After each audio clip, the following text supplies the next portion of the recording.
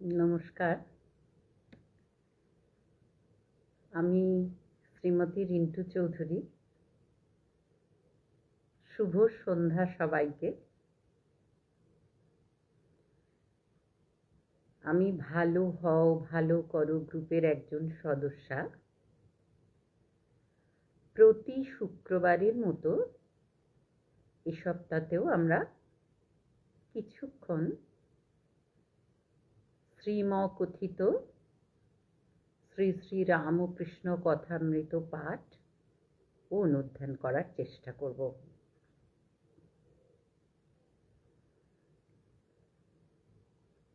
সর্বদেব দেবী স্বরূপ ভগবান শ্রী শ্রী রামকৃষ্ণদেব করুণাময়ী জগজ্জননী মা শারদা দেবী, বীর সন্ন্যাসী জগতাচার্য স্বামী বিবেকানন্দের শ্রীচরণে শ্রদ্ধাঞ্জলি স্বরূপ এই পাঠ আমি নিবেদন করতে চাই।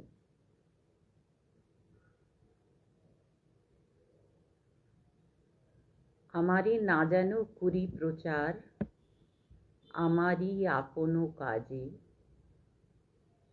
তোমারই ইচ্ছা করো হে পূর্ণ আমারই জীবন মাঝে। এইটুকু যেন ঠাকুর আমাদের কৃপা করেন।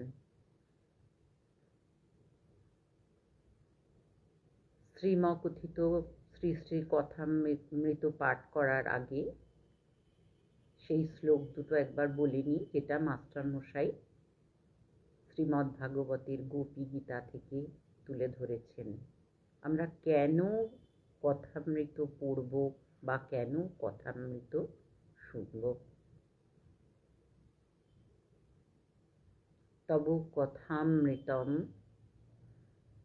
তপ্ত জীবনম কবিভিরীড়িতম কল্মষাপহম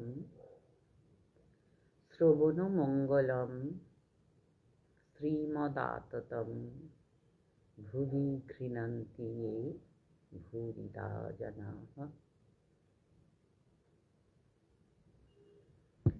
শুরু করছি পাঠ। আচ্ছা, গত সপ্তাহে আমরা এইখানে শেষ করেছিলাম, একটু আগে থেকেই বলছি, যে যার ঈশ্বরে বিশ্বাস আছে সে যদি মহাপাতক করে, গো ব্রাহ্মণ স্ত্রী হত্যা করে, তবুও ভগবানে এই বিশ্বাসের বলে ভারী ভারী পাপ থেকে উদ্ধার হতে পারে। সে যদি বলে আর আমি এমন কাজ করব না, তার কিছুতেই ভয় হয় না। বলতে হবে কিন্তু আর আমি এমন কাজ করব না। এই বলিয়া ঠাকুর গান ধরিলেন। আমি দুর্গা দুর্গা বলে মা যদি মরি, আখেরে এই দিনে না তারও কেমনে জানা যাবে গো শঙ্করী। নাসি গো ব্রাহ্মণ হত্যা করি ভ্রূণ, সুরাপান আদি বিনাশী নারী, এসব পাতক না ভাবি তিলেক ব্রহ্মপদ নিতে পারি। মহাপাতক ও নাম মাহাত্ম্য, এই নামের মাহাত্ম্যটা যেন আমরা সকলেই বুঝতে পারি। ঈশ্বরের কৃপায় ঠাকুরের কাছে বারবার এই প্রার্থনা করি যে আমরা যেন নামের মাহাত্ম্যটা বুঝতে পারি। এই কলিযুগে যে শ্রী রামকৃষ্ণ নামের কি মাহাত্ম্য, সেটা যেন ঈশ্বর কৃপা করে আমাদের বুঝিয়ে দেন। আচ্ছা, এবার হচ্ছে নরেন্দ্র হোমা পাখি। এই ছেলেটিকে দেখছো, নরেন্দ্রকে দেখিয়ে মাস্টারমশাইকে বলছেন ঠাকুর, এই ছেলেটিকে দেখছো, এখানে একরকম দুরন্ত ছেলে। বাবার কাছে যখন বসে যেমন জুজুটি, আবার চাঁদনিতে যখন খেলে তখন আর এক মূর্তি। এরা নিত্য সিদ্ধের থাক। আগে ঠাকুর আমাদের বলে দিয়েছেন নিত্য সিদ্ধের থাক কিরকম হয়। যারা শুধু জগৎ কল্যাণের জন্যই এই পৃথিবীতে আগমন করে। তাই বলছেন, নরেন্দ্রর কথা বলতে গিয়ে বলছেন যে এরা নিত্য সিদ্ধের থাক। এরা সংসারে কখনো বদ্ধ হয় না। একটু বয়স হলেই চৈতন্য হয় আর ভগবানের দিকে চলে যায়। এরা সংসারে আসে জীব শিক্ষার জন্য। এদের সংসারের বস্তু কিছু ভালো লাগে না। এরা কামিনী কাঞ্চনে কখনো আসক্ত হয় না। এবার ঠাকুর উপমা দিচ্ছেন, বেদে আছে হোমা পাখির কথা। খুব উঁচু আকাশে সে পাখি থাকে। সেই আকাশেতেই ডিম পাড়ে। ডিম পাড়লে ডিমটা পড়তে থাকে, কিন্তু এত উঁচু যে অনেক দিন থেকে ডিমটা পড়তে থাকে। ডিম পড়তে পড়তে ফুটে যায়, তখন ছানাটা পড়তে থাকে। পড়তে পড়তে তার চোখ ফোটে ও ডানা বেরোয়। চোখ ফুটলেই দেখতে পায় যে সে পড়ে যাচ্ছে, মাটিতে লাগলে একেবারে চুরমার হয়ে যাবে। তখন সে পাখি মার দিকে একেবারে চোঁচা দৌড় দেয় আর উঁচুতে উঠে যায়। এই বেদের হোমা পাখির কথা দিয়ে ঠাকুর আমাদেরও যেন অনেক কিছু বলতে চেয়েছেন। আমরা যেন সেটা এইটুকু অংশ মনে করি আমরা যেন সেটা করতে পারি। মার দিকে যেন আমরা চোঁচা দৌড় দিতে পারি ঈশ্বরের কৃপায়। সংসারে অনেক কিছু অনেক দিন থেকে এসেছি। কারণ যে বলছে যে মাটিতে লাগলে একেবারে চুরমার হয়ে যাবে, তখন তার চোখ ফুটে গেছে, সে জাগ্রত হয়ে গেছে, ডানা গজিয়ে গেছে। তখন সে পাখি মার দিকে একেবারে চোঁচা দৌড় দেয় আর উঁচুতে উঠে যায়। এটা অবশ্য ঠাকুর নরেনের সম্বন্ধে বললেন মাস্টারমশাইকে। নরেন্দ্র উঠিয়া গেলেন। নিজের সুখ্যাতি তো শুনতে পারলেন না, উঠে গেলেন সেখান থেকে, এটা আমার মনে হয়েছে। নরেন্দ্রের সুখ্যাতি করছেন ঠাকুর মাস্টারমশাইয়ের কাছে। নরেন্দ্র উঠিয়া গেলেন। সভা মধ্যে কেদার, প্রাণকৃষ্ণ, মাস্টার ইত্যাদি অনেকে আছেন। শ্রীরামকৃষ্ণ, দেখো নরেন্দ্র গাইতে বাজাতে পড়াশোনায় সবটাতেই ভালো। সেদিন কেদারের সঙ্গে তর্ক করছিল, কেদারের কথাগুলো কচ কচ করে কেটে দিতে লাগলো। ঠাকুর ও সকলের হাস্য। মাস্টারের প্রতি, ইংরাজিতে কি কোনো তর্কের বই আছে গা? মাস্টার, আগে হ্যাঁ, ইংরাজিতে ন্যায় শাস্ত্র আছে। শ্রীরামকৃষ্ণ, আচ্ছা কিরকম একটু বলো দেখি। মাস্টার এইবার মুশকিলে পড়লেন। তার তো তর্কের ঘর একেবারে অহংকারের ঘর চূর্ণ হয়ে গেছেন। এবার ঠাকুর জিজ্ঞাসা করেছেন মাস্টারমশাইকে, আচ্ছা কিরকম একটু বলো দেখি। মাস্টার এইবার মুশকিলে পড়িলেন, কিন্তু ঠাকুর জিজ্ঞাসা করেছেন তো তাই বলিলেন, একরকম আছে সাধারণ সিদ্ধান্ত থেকে বিশেষ সিদ্ধান্তে পৌঁছানো। যেমন সব মানুষ মরে যাবে, পণ্ডিতেরা মানুষ, অতএব পণ্ডিতেরা মরে যাবে। এটা হচ্ছে সাধারণ সিদ্ধান্ত থেকে বিশেষ সিদ্ধান্তে।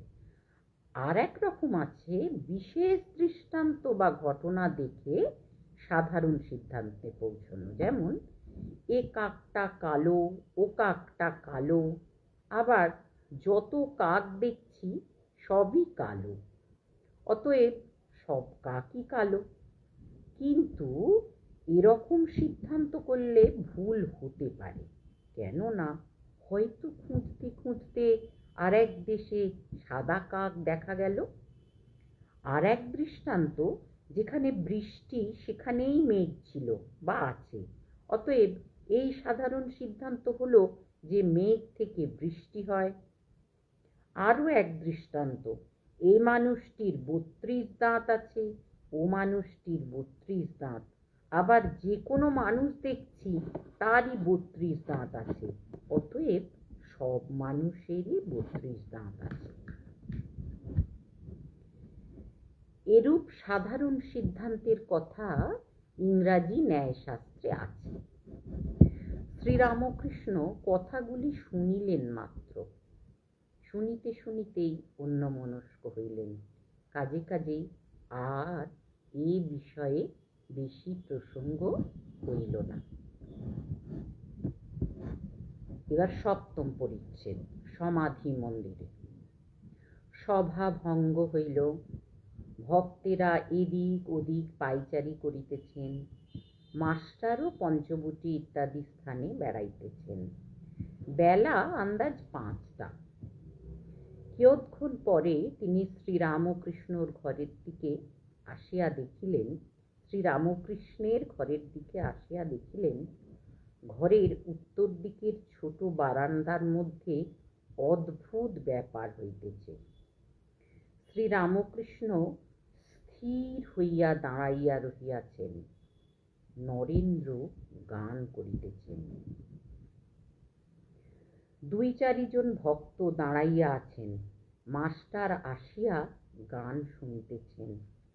গান শুনিয়া আকৃষ্ট হইয়া রহিলেন। ঠাকুরের গান ছাড়া এমন মধুর গান তিনি কখনো কোথাও শোনেন নাই। হঠাৎ ঠাকুরের দিকে দৃষ্টিপাত করিয়া অবাক হইয়া রহিলেন। ঠাকুর দাঁড়াইয়া নিস্পন্দ, চক্ষুর পাতা পড়িতেছে না, নিঃশ্বাস প্রশ্বাস বহিছে কি না বহিছে। জিজ্ঞাসা করাতে একজন ভক্ত বলিলেন, এর নাম সমাধি। মাস্টার এরূপ কখনো দেখেন নাই, শুনেন নাই। অবাক হইয়া তিনি ভাবিতেছেন, ভগবানকে চিন্তা করিয়া মানুষ কি এত বাহ্যজ্ঞান শূন্য হয়?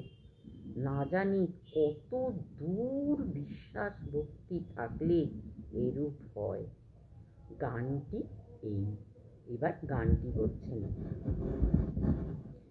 চিন্তয় মম মানসে হরি চিদ ঘন নিরঞ্জন, কিবা অনুপম ভাতি মোহন মূরতি ভকত হৃদয় রঞ্জন। নবরাগে রঞ্জিত কোটি শশী বিনিন্দিত, কিবা বিজলি চমকে সেরূপ আলোকে পুলকে শিহরে জীবন। গানের এই চরণটি গাহিবার সময় ঠাকুর শ্রীরামকৃষ্ণ শিহরিতে লাগিলেন। দেহ রোমাঞ্চিত, চক্ষু হইতে আনন্দাশ্রু বিগলিত হইতেছে। মাঝে মাঝে যেন কি দেখিয়া হাসিতেছেন। না জানি কোটি শশী বিনিন্দিত কি অনুপম রূপ দর্শন করিতেছেন। এরই নাম কি ভগবানের চিন্ময় রূপ দর্শন? মাস্টারমশাই নিজেকেই জিজ্ঞাসা করছেন। কত সাধন করিলে, কত তপস্যার ফলে, কতখানি ভক্তি বিশ্বাসের বলে এরূপ ঈশ্বর দর্শন হয়। আবার গান চলিতেছে। হৃদি কমলাসনে ভজ তাঁর চরণ, দেখো শান্ত মনে প্রেম নয়নে অপরূপ প্রিয় দর্শন। আবার সেই ভুবন মোহন হাস্য, শরীর সেই রূপ নিস্পন্দ, স্তিমিত লোচন, কিন্তু কি যেন অপরূপ রূপ দর্শন করিতেছেন, আর সেই অপরূপ রূপ দর্শন করিয়া যেন মহানন্দে ভাসিতেছেন। এইবার গানের শেষ হইল।